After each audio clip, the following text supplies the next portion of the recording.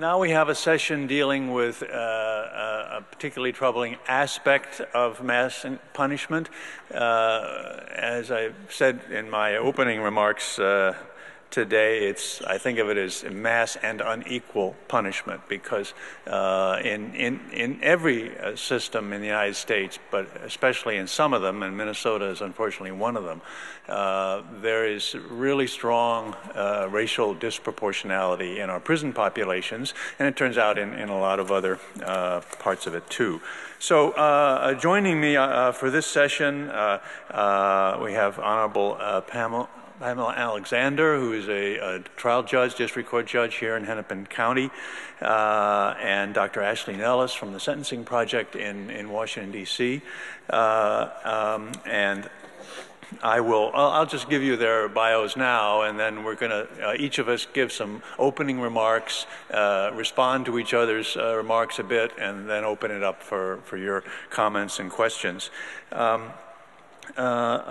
Judge Alexander, I'm happy to say, is a graduate of the University of Minnesota Law School, and one of our illustrious graduates. She worked after graduation as a criminal defense attorney and also as a prosecutor, then was appointed to the Hennepin County District Court. She's done a variety of public service activities related to criminal justice, and was off the court for a while doing them, and then back on the court again. I hope she will talk to us about a particular case decision she wrote, and if she won't, I will jump back in later, but it deals specifically with problems of racial disparity in criminal law and punishment. Dr. Ashley Nellis, who is at the Sentencing Project in Washington, D.C., specializes in criminal justice policy and practices, and including racial and ethnic disparities. I want to say, just as a shout out for the Sentencing Project, they're just a wonderful resource. And I have, later in these few slides I'm just going to throw up here, there's a list of a bunch of resources, several of which are by the Sentencing Project. They are online, and I'm going to post these slides, by the way, on the Robina Institute website. So if something goes by too quickly or the print is too small, you can go and find them there, and you can find these resources and the URLs, the web links where you can go. Because the Sentencing Project has probably done more terrific work on issues of sentencing, including racial disproportionality issues. So I'm just delighted that she's here to share some of that work with us, and that Judge Alexander can give us a practice and judge's perspective on these issues as well, and a Minnesota-based perspective. So let me just, where is this little thing here? As I said, these slides will be posted. So let me just sort of quickly set the stage for our discussions, the general overview of the problem, and I guess beginning with the question, what do we mean by disproportionality? Already there's been discussion in a number of sessions about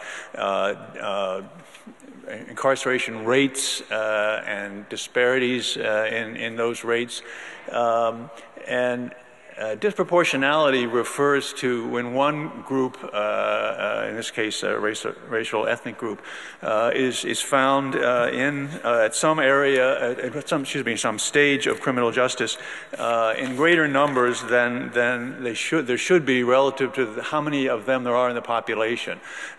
So it isn't necessarily when we find racial disproportionality as the odds of an African-American Minnesota resident being in prison much greater than the odds of a white Minnesota resident, it doesn't necessarily mean it's disparity, that it's a bad thing, but it's a big red flag that there may be bias, there may be unacceptable and unnecessary disparate impacts. So it's a very useful measure, and so it's you measure it by computing the per capita incarceration rates, in this case for each racial group, is how many white inmates there are per 100,000 white residents of the state. Do the same thing for the other racial groups, and then you can take the ratio, and the non-white per capita rates are always, seems almost always higher than the white rates. Dr. Nellis will talk about this further, but nationally the ratio of black to white incarceration rates is a little over 5 to 1 in the most recent studies. In Minnesota, it's 11 to 1. Minnesota has one of the highest ratios of black to white incarceration rates. And those are based on adult population, on total populations, even though almost everybody in prison is an adult. So if you do these things with just adults in the population base, you get even higher ratios in both states, especially in Minnesota. So we have a problem, at least a big red flag there. So I'm going to suggest that there's about 3 things we need to do. We need to study the problem to identify where is this disproportionality occurring. The prison disproportionality is sort of the bottom line, the end of the process. But as James Foreman suggested, all mass incarceration and, in this case, this particular aspect of it is the product of lots and lots of decisions in the criminal justice system, all the steps of the system. So we want to look at each of the steps and find out where is it increasing, and what is driving those increases at that step of the process. I'm going to say a few things more about that. I'm going to just sort of raise the other 2 issues. Once we know where it's happening, why it's happening at this stage of the process, then the question is, what's causing that? Is it just flat-out bias, or at least implicit bias, stereotyping? Is it various kinds of disparate impacts? And then how can we attack those sources? Is the third problem, reducing these unnecessary and undesirable disproportionalities. So anyway, to answer the first question, all of the above, that the bottom line of prison racial disproportionality begins with the cases that come in the door, and as was there are racial differences in offending. They are magnified by enforcement decisions, particularly in the area of drug crimes, but there are differences there. But then at each stage, once you get into the criminal justice system, police decisions, pretrial detention and release decisions, prosecutor decisions, defense effectiveness, sentencing laws and guidelines, sentencing practices, and post-sentence decisions to revoke, has been discussed in the previous plenary, revocation of probation or post-prison release, a major cause of admissions to prisons and contributing to racial disproportionality there too. And then finally, as we were just discussing, the problem of collateral consequences, the consequences of having a criminal record, of having a prison record, are vast and debilitating, and they add to disadvantage, they compound disadvantage, and we're back to square one. And I'll show in a minute some information that shows the close connection between economic social disadvantage and offending. And so one of the things we need to do here, because problems of racial disproportionality are also problems of social inequality and entrenched social inequality. We may not be able to solve those problems in the criminal justice system, but we ought to be trying not to make them worse. And I'm afraid that's what we've been doing. It's a loop. It's a revolving door. We go from step 10 back to step 1. So anyway, I have here a slide here that just sort of for African Americans and Native Americans in Minnesota, some information about the disproportionalities as we go through the system, but also back to that issue of socioeconomic disparities. When I started looking at Minnesota sentencing and disparities in Minnesota sentencing and in prison populations, and I traced it back to the arrest rates, and they're quite substantial already at the point of arrest. But then, well, what's driving that? So I began looking at socioeconomic measures. The one here is family poverty rates, over 6 times higher for blacks in Minnesota than for whites, almost 6 times higher for Native Americans. And it's the same for all of the other measures: individual poverty, unemployment, education, residential transiency, and pretty much every measure has greater black-white disparity in Minnesota than in the nation, and that seems to be driven by the fact that it seems like the whites in Minnesota are all from Lake Wobegon. They're all doing better than average, and the African American Minnesotans on many of these measures are doing worse than the national average, even for African Americans. So it starts there, and as I said, it's a loop. It goes from the end of the process back into the beginning of the process all over again. Something to notice about this, though, is that just looking at, particularly at the column for African Americans, there's the arrest rates and the felony conviction rates are roughly the same levels of disproportionality, of higher black versus white rates. Then there's a jump of over 40% between the felony conviction rates and the recommended prison rates. That is, what is the disparity or the disproportionality in terms of the number of African American offenders who were recommended for an executed prison sentence? Go to prison right now, not probation. And there's a big jump in disproportionality at that step. And you unpack that and you find that, well, under our sentencing laws and guidelines, much higher percentages of African American defendants are recommended for prison. Well, why is that? Is it just because they committed more serious crimes? Well, that's part of it, but it's less than half of that jump.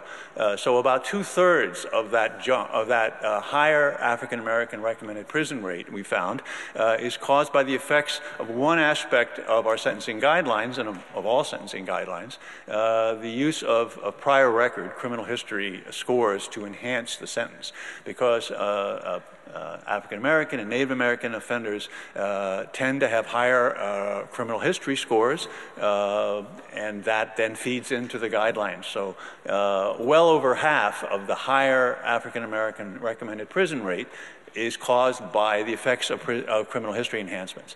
This is more visible in a system like Minnesota, where we have guidelines, rules, it's sort of transparent, we have data about that, so we know what that impact is here. I suspect it's, and we found this in other states that have guidelines and good data, similar kind of big jump at that step because of criminal history. I suspect it's true in non-guideline systems, but they're less transparent. It's harder to know how that factor plays out. So anyway, that's something that gives us something to look at more closely. It doesn't mean that we're going to eliminate criminal history enhancements, but it's a red flag. We need to look at it closer. So anyway, I'm just going to leave most of the rest of this to Dr. Nellis, because basically here, when I talk about major sources of disproportionality, I'm really copying the wonderful work the Sentencing Project has done. And it's, again, different kinds of bias and different kinds of disparate impacts of rules that on their surface are race neutral, and we say, okay, well, that's not this discrimination, but in fact it has a strong disparate impact, and we want to say, well, then why are we writing a rule that has that strong a disparate impact?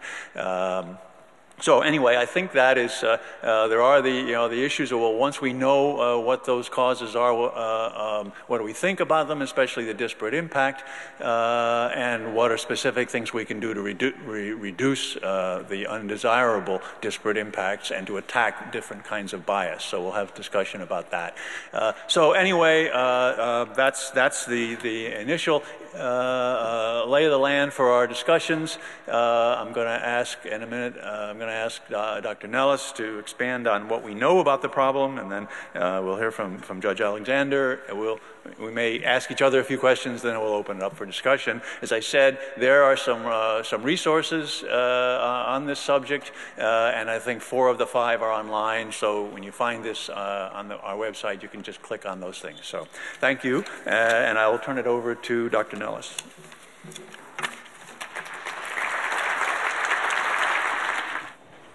Good morning, everybody. I'm Ashley Nellis. I'm a senior research analyst at the Sentencing Project, and it's very good to be here. I am a huge fan of the Robina Institute, and I use the reports and data that this institute produces a lot in my own work. So I wanted to talk briefly about a study that we did at the Sentencing Project that came out last year and is called The Color of Justice. It's on our website. And in this study, it's really the latest in a long line of research that looks at racial disparity in incarceration, and specifically in state imprisonment. It's no surprise to anyone here that incarceration is racially unbalanced. But one of the things that's less closely examined is where it is most unbalanced, and what's causing that imbalance. And so our aim here was to look at state levels of imprisonment by race and ethnicity. And so I'm going to skip over. I'm forgetting I have 2 competing things going on here. So Kevin showed this earlier. This is the biggest, sort of picture of the problem that we have. We have an issue of mass incarceration, and so far the solutions have really just nibbled around the edges, and they've left race off the table completely. Some of the movement's biggest allies have said, that when we talk about race, it's really it stops the conversation, and so we can't really talk about race. We at the Sentencing Project feel that is not going to get us where we need to go. So we've seen a small decrease in incarceration, about 4%. But at this rate, it would take many decades to get us back to our pre-mass incarceration levels, even if we were to continue to pursue the reforms that we've already started, which in this political climate, it's unlikely. So our study looked at state imprisonment rates and combined those Department of Justice data with census data, and looked at the incarceration per 100,000 people in the state.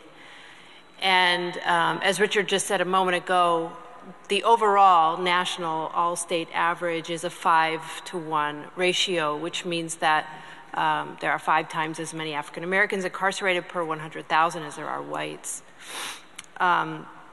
And in Minnesota, which falls just around Iowa there, I think it's just after Iowa and after Vermont and before Vermont. So you can see that Minnesota is one of the worst of the worst. It's a ratio of 11-to-1. And so a lot of folks are surprised that a state that is, so friendly has so much racial disparity, and that we expect for disparity to exist in states like Mississippi and Georgia and Alabama, and it does. But the issue that really stands out from our research and others also, but ours, confirms this, is that in states like Minnesota and Iowa and Wisconsin and New Jersey, they have not only a very high black incarceration rate, but a very low white incarceration rate. And so the issue that this raises for us is that these states, they're able to find alternatives to incarceration for some people, but not for others. And that's concerning because in the southern states, it's likely that both blacks and whites are over-incarcerated. But in the northern and eastern states, it's really more the case that only African Americans are over-incarcerated and whites have another path. And so that's, good news and bad news. The good news is there is another path. And the bad news is that only some people are getting to take it. Because we know when we look at crime that particularly in discretionary crimes that allow more discretion, victimless crimes, crimes that require detection by the police, drug crimes in particular, that usage rates are really the same. African Americans use drugs at about a rate of 13% of the African American population reports regular drug use, but 36% of those arrested are African American and 46 are convicted. So we know there's a disparity there between self-report data and what ends up happening in the criminal justice system. And so these are just a couple of graphs. Minnesota, I believe, has a very high other rate, and I think that's because of the high Asian population, if I'm not mistaken, related to other states. And another perspective of the general population versus prison in Minnesota for whites, blacks, Hispanics, and others. I just want to spend my remaining time talking about the policies that I think have gotten us here, that the Sentencing Project works on a lot. Some of these are the drug laws. The war on drugs is sort of a catch-all for all of the drug laws, but in particular, these present the largest disparities for people in the criminal justice system. Blacks are nearly 4 times as likely to be arrested for a drug offense and 2.5 times as likely to be arrested for drug possession alone. Also, another major element that's provoking racial disparity is what we've come to know as racial profiling. So in New York in particular, a study by Jeff Fagan, a legal scholar at Columbia, found and was used in a Supreme Court ruling that found racial stop and frisk to be unconstitutional. His research found that it wasn't really the person that was provoking the interest in whether to stop and frisk, but the demographic of the community that they were in. So certain communities were considered to be more criminogenic than others, just based on the demographic composition and nothing else. So the racial composition of the neighborhood was really more telling than the actual crime that was going on in the area. And it was based, these stop, question, and frisk policies were really based on nothing more than suspicion and what the police reported as furtive behavior. So these very discretionary documentation of what they thought could possibly be criminal. And so in 2013, Floyd v. New York City, stop, question, frisk was ruled unconstitutional. Another major driver of the racial disparity that we think is playing a role is pretrial detention. So judges using outright explicit bias or implicit bias have a tendency to, just sort of speaking broadly and aware that I'm sitting next to a judge, have the inclination to rely on sort of those implicit characteristics that are race-based. So African Americans are more typically described as dangerous and or as unlikely to return for trial or for the next case proceeding. And so we have found this empirically that African Americans are more likely to be detained pretrial despite the fact that they have similarities across the board in other factors. And so the issue with that is that pretrial detention upon conviction is a factor in deciding whether to imprison somebody. And so if African Americans are more likely to be detained pre-trial, they are also more likely to be imprisoned post-conviction. Finally, the collateral consequences that have been mentioned here and there have a disparate impact on people of color, and this impacts whether they go to prison in the first place and whether they succeed on exit and end up returning to the system. So these are collateral consequences related to employment, education, housing, family reunification, and voting. And so we notice that that all of these things play a role in racial disparities in the criminal justice system, in imprisonment in particular. I mentioned that the community where people come from is a deciding factor. I just wanted to mention one other study, a juvenile justice study that was done that found that juvenile delinquents who live within areas that have a high rate of minorities are more likely to be detained pre-adjudication is what it's called in the juvenile system, regardless of their own race or their ethnicity.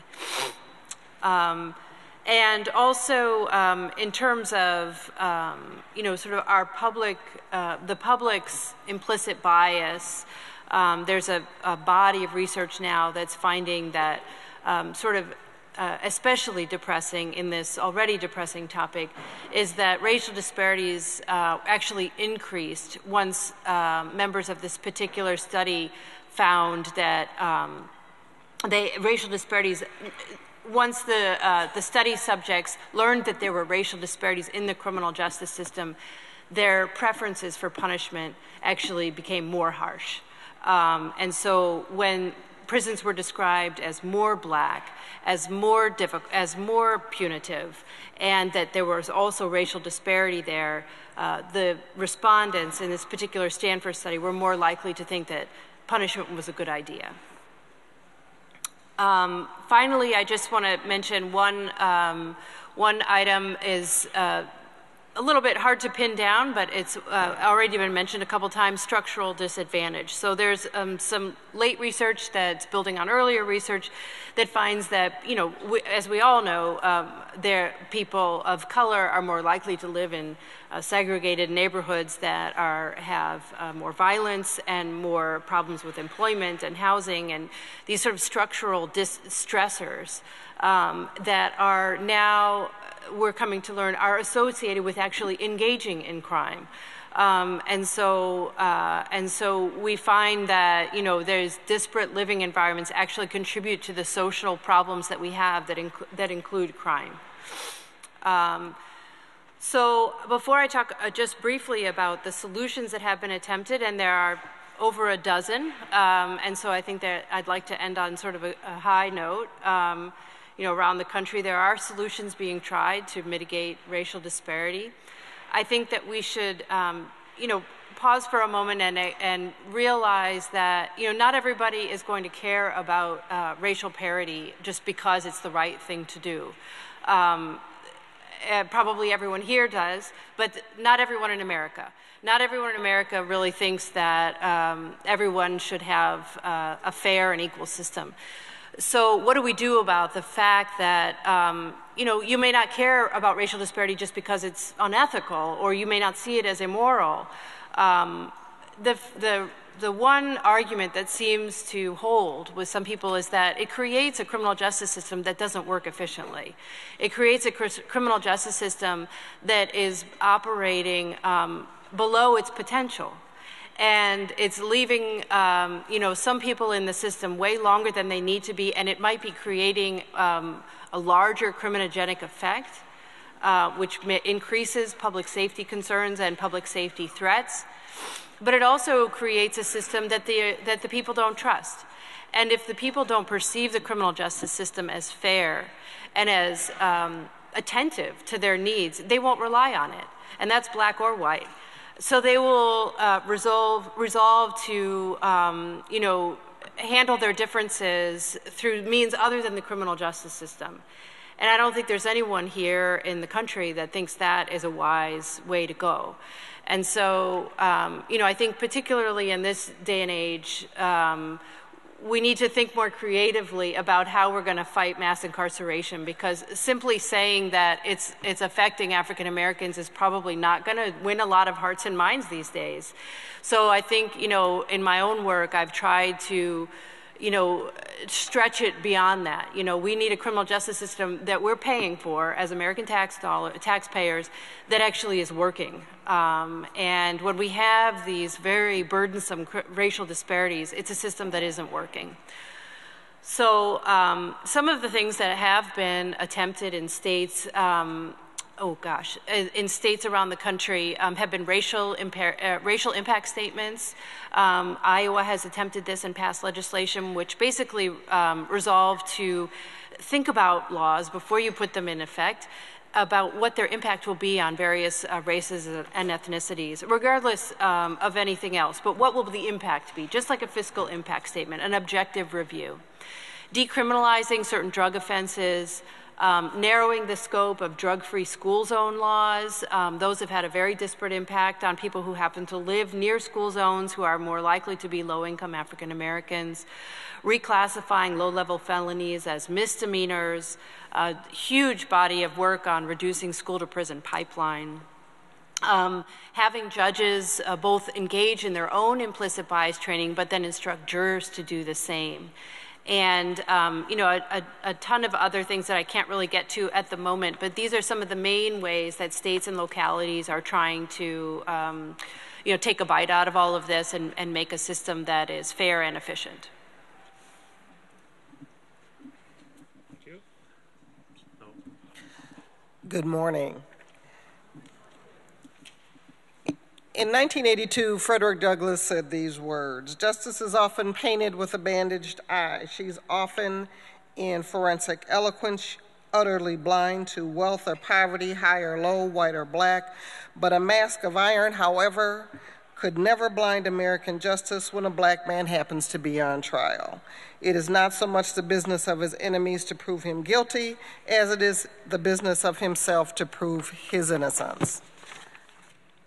The reasonable doubt, which is usually interposed to save the life and liberty of a white man charged with a crime, seldom has any force or effect when a colored man is accused of the same crime." Now, Frederick Douglass's somber assessment of the significance of race in the criminal justice system, made more than a century ago, in many ways is unfortunately still appropriate today.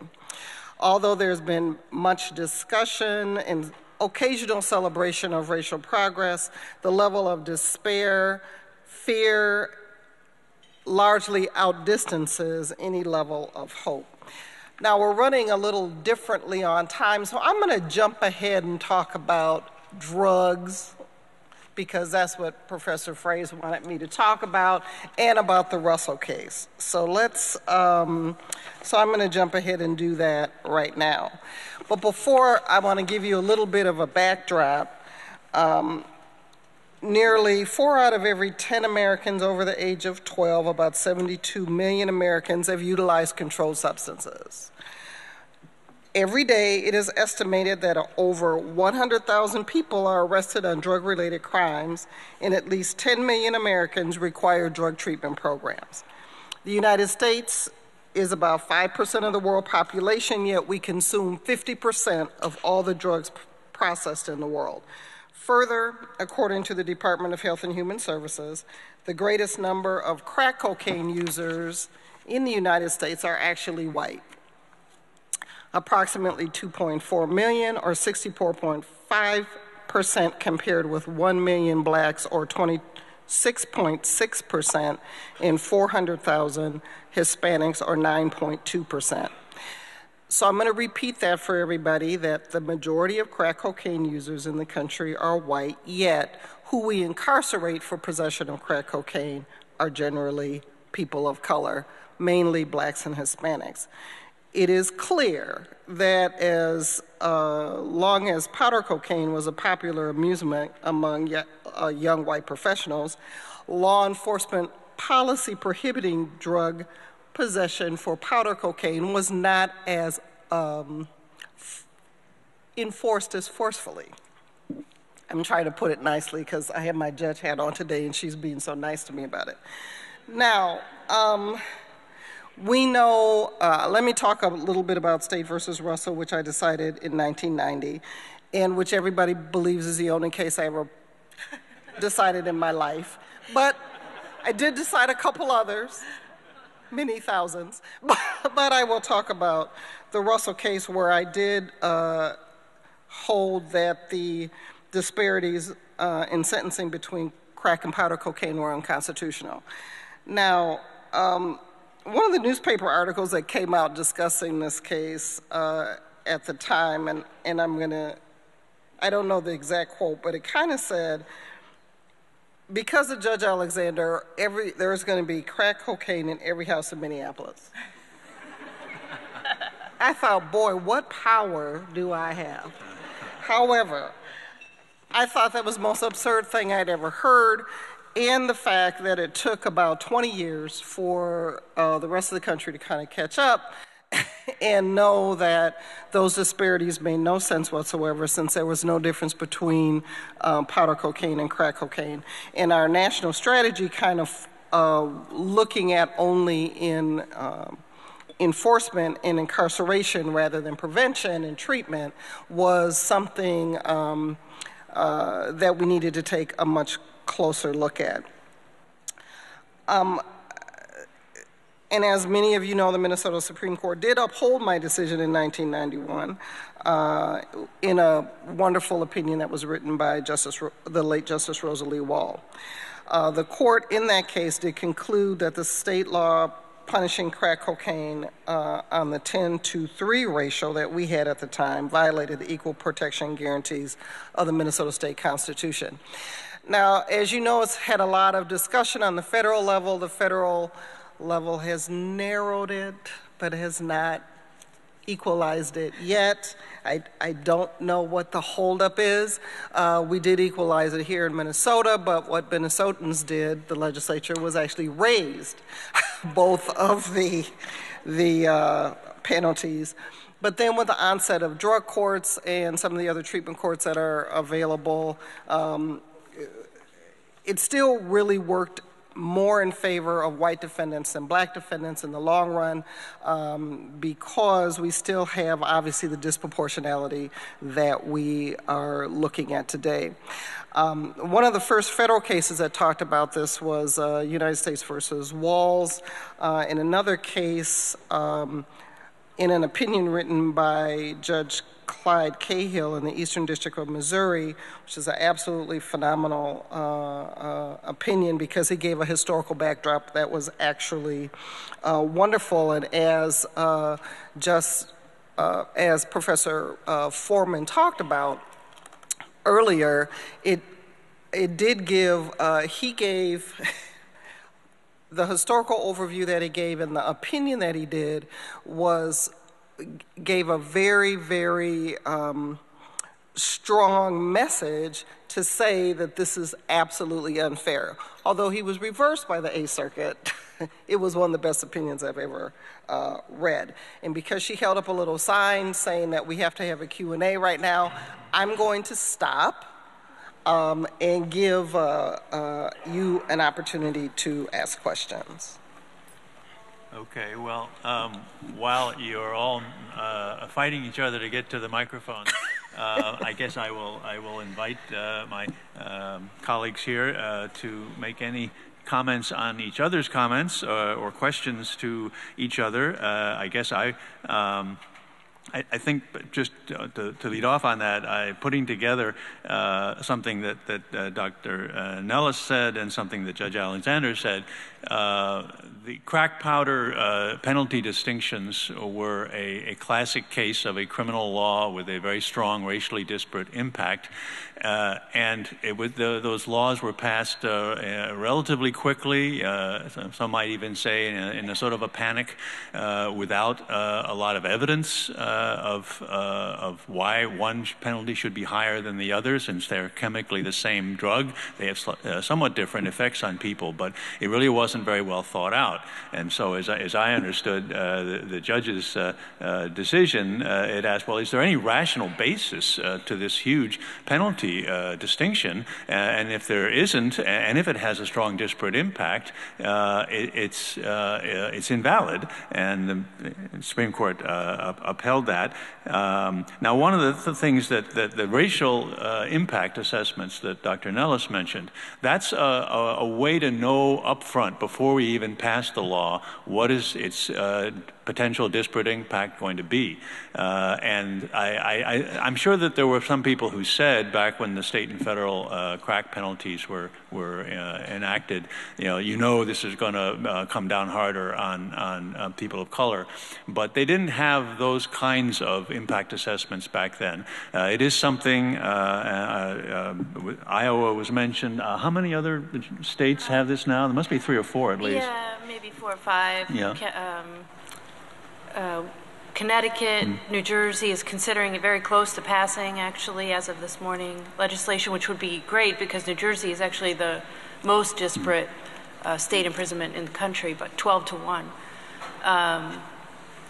Connecticut, Washington State, I believe, about half a dozen. Do you happen to know of any good examples of a proposed law that didn't get enacted because the legislature was made aware of that impact? I don't know that they've really had enough time to show the impact of the impact law, but in some states the way they passed it hasn't been the same in all. But in some states they pass it, and so if there is a racially disparate impact of a particular proposed law, they could still pass it. They just have to show why they still want to pass it. So, politics plays a lot of, but it's at least there's a stopgap before the passage. And there has to be the presumption, I guess, I don't know, it's not a legal presumption, that if you have a law that's going to have a strong racial disparate impact, it shouldn't be adopted unless there are very strong reasons for it. Right. So it forces, as was not done with crack versus powder, and is often not done with proposed penalties, a closer look at why are we making this distinction? Are we willing to pay the price, in this case, of strong disparate impact, because this does something good for us, for our communities? I mean, we have to balance the protection of disadvantaged people of color as potential victims, not just looking at them as defendants. But at least it forces that discussion. And I should say, by the way, and I think Dr. Nellis mentioned this, this is modeled on 2 other kinds of impacts. We've had environmental impact assessments for years, so we know up front what bad things this is going to cause to our environment. Sentencing guidelines, starting here in Minnesota, but then spreading to other jurisdictions, pioneered the idea of fiscal impact assessments. So we use the greater predictability of sentencing guidelines to predict how many more prison beds is this going to require, as well as who is going to go into those beds. And that then encourages more discussion up front. Do we really want to pay that cost, that fiscal cost? Here, the question, do we want to pay that social justice cost, that disparate impact cost? And we use, again, the same, that's one of the great advantages of a guideline system, that you have rules, you have data on how the rules are applied. We can actually say up front what is going to be the impact of this proposed law change, so people don't just have their own ideas or just pretend that cost doesn't matter, disparate impact doesn't matter, oh, we'll get through it somehow. Put it in numbers, put it out there, and deal with it. So I think that is one of the major breakthroughs in terms of tackling these kinds of disparate impacts. So anyway, I don't know. Do either of you have any further comments? Let me just add that we did, when I was the president of the Council on Crime and Justice, we did put some legislation together and offered a bill on racial impact statements that was, I think, authored by Senator Mee Moore at the time.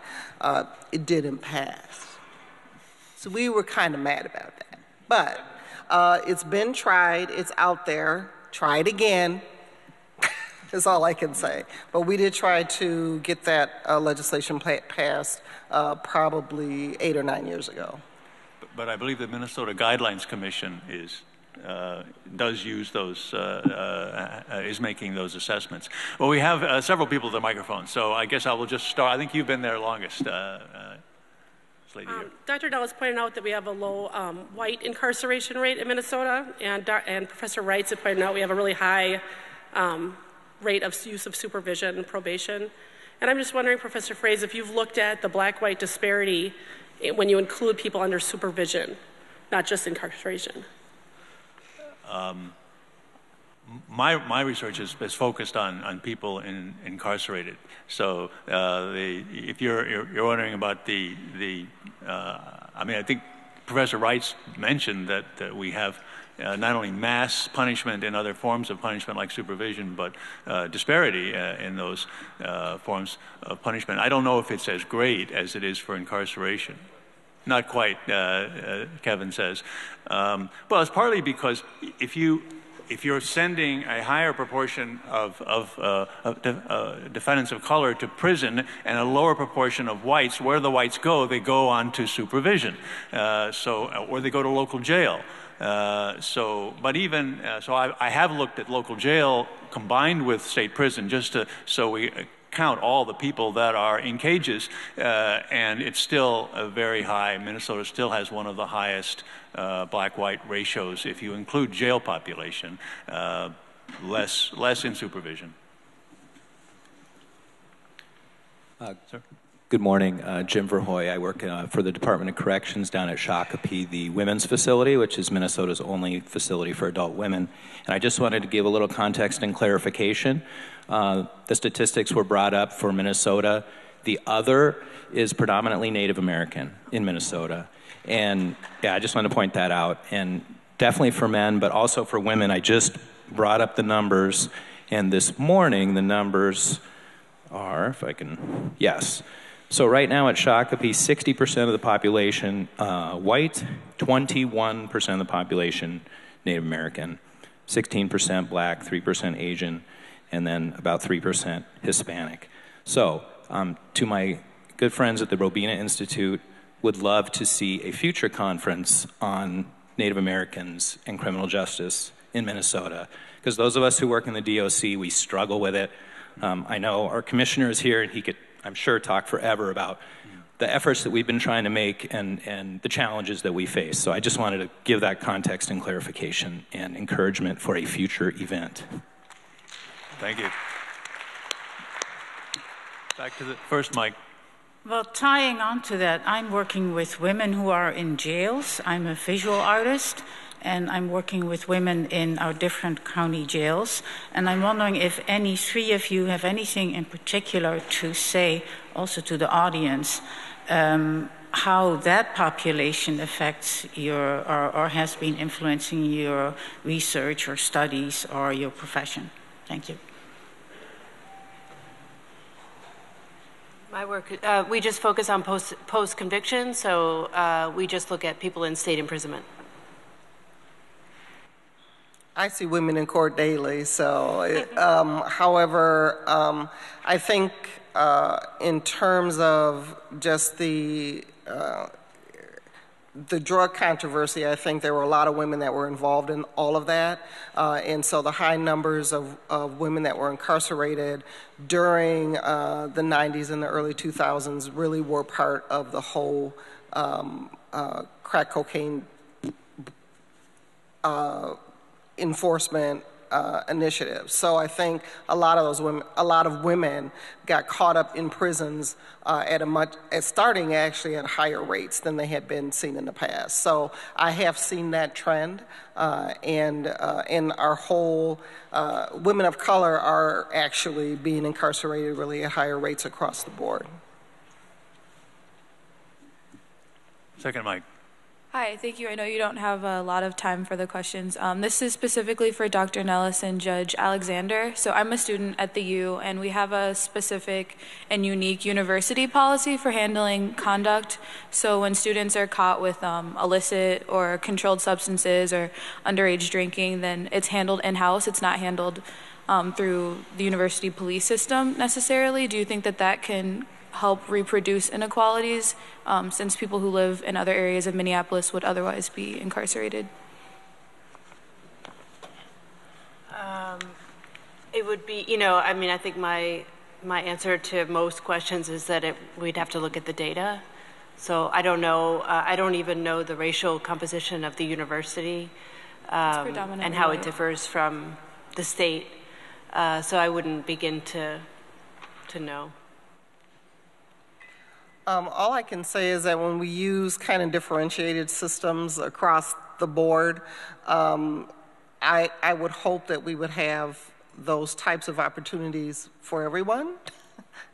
But, obviously we do not. Just one closing question for Judge Alexander. It's my impression that some years ago, Hennepin County took a close look at its pretrial detention and releasing decisions and revised the formulas that were being used to assess offenders, many of which were locking people up unnecessarily, and I'm guessing disproportionately. Was there, in addition to reducing unnecessary pretrial detention, did that improve at all the racial disproportionality in who's held in pretrial detention? No. Oh. Yes, we did put a lot of work into that, but we still have a high level of disproportionality in pretrial release. So it's still there. We're still working on trying to deal with it better. We have less people in pretrial detention, but the disproportionality is the same.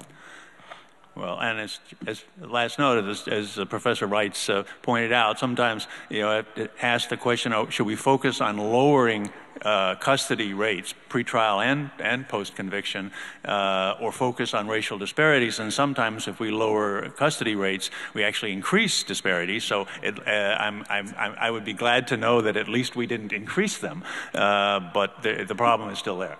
It's still there. We actually have an ongoing study now, our Adult Detention Initiative, which is looking at keeping less people in jail pretrial, and really trying to rethink what we're doing, because we do know that if you're incarcerated pretrial, it's a higher percentage, higher likelihood that you'll be confined post-trial as well. So we are looking at those particular issues, but the disparity is still there. We're even seeing that in the juvenile area. Well, with that, I want to thank our panelists and thank you for your questions.